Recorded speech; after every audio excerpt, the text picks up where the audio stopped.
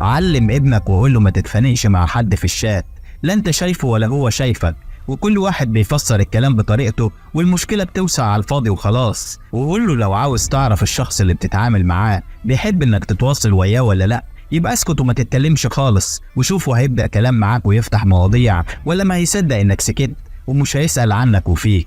وعلمه ما يتنازلش من الأول، لأنه لو قرر ما يتنازلش بعد ما كان بيتنازل هيتقال عنه وحش وقاسي. وخليه يجمد حتى ولو من جواه بيتقطع، لأنه مش هيكسب من الحكاوي غير الشفقة والشماتة. وقول له قبل ما تاخد أي قرار اركن شهوتك على جنب علشان قرارك يكون صح، لأن أي قرار متغمس بالشهوة بيودي صاحبه في متاهات. وطالما هو واثق من نفسه مش مهم غيره شايفه ازاي، اللي نيته وحشة ما يستحقش انه يفضل يبرر له على الفاضي والمليان. وعلى رأي المثل اللي عليها بينة ما عليهاش حلفان.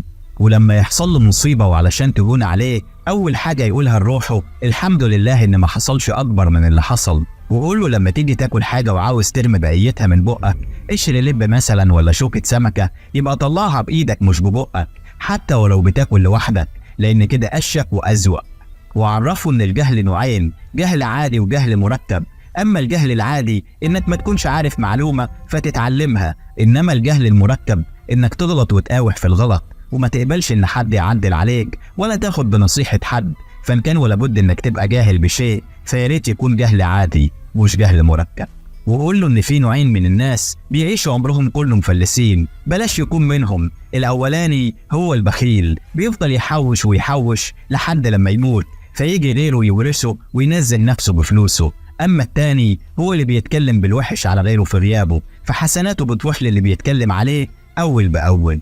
وبلاش يتعامل مع حد على إنه شيء دايم في حياته، ولكن يعتبره فرصة ويعرف قيمته من أول يوم. وقول له علشان توصل للحكمة مش لازم تعرف حاجات كتير، قد ما هو لازم تكون عارف حدودك وإيه الحاجات اللي تتجاهلها وتستغنى عنها. وعلمه إنه لو عاوز يرتاح نفسيا يهلك جسمه شغل، لأن راحة الجسم والفراغ هم أساس التعب النفسي.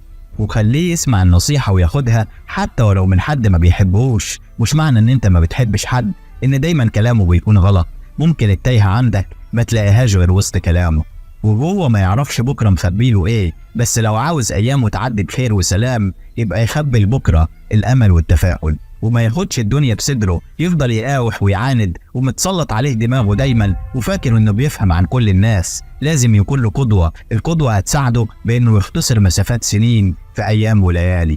ويا ريت ما يتعودش على الخوف والقلق، وما يربطش انطباعاته عن الناس الجديدة اللي يعرفها باللي شافه من الناس القديمة، لأن كده هيجي عليه وقت وهيفتكر إن المعاملة الطيبة والحنية والأمان كمين وفخ متدبر له. وعلمه يدعي بشكل مستمر، لأن لو ربنا بيدينا كل حاجة من غير مجهود ما كانش خلق الدعاء.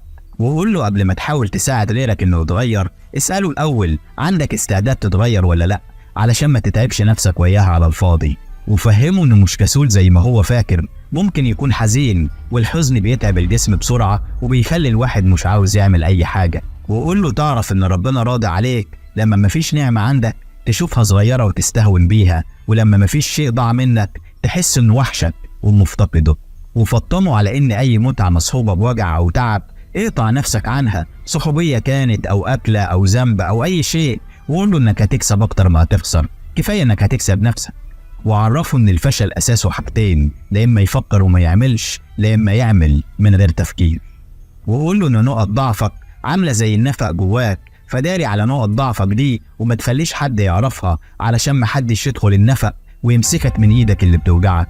علم نفسك واملى روحك علشان تدلدق عليه بخيرك وتنوله من اللي انت نولته. اللي بيتعلم بيعيش 1000 حياة في حياة واحدة، لأنه كل يوم بيشوف جديد وبيبص للدنيا بمنظور تاني. إنما اللي قافل دماغه بيعيش حياة واحدة متعكزة. سيب أثرك فيه، كلنا بنعرف نمشي، بس أكيد كل واحد فينا له حد علمه المشي. خلي اللي يشوف تصرفاته يعرف إنه شربها على إيدك، لأن الأصول ملهاش دكان بتتباع فيه، لا إما تتعلمها من نوامة ضوافرك، لا إما تعيش عمرك كله ما تعرفش عنها حاجة. وبالمناسبة انت انسان اصيل، واكبر دليل على كده انك لسه بتسمعني لحد دلوقتي، اب كنت او ابن. سلام عليكم.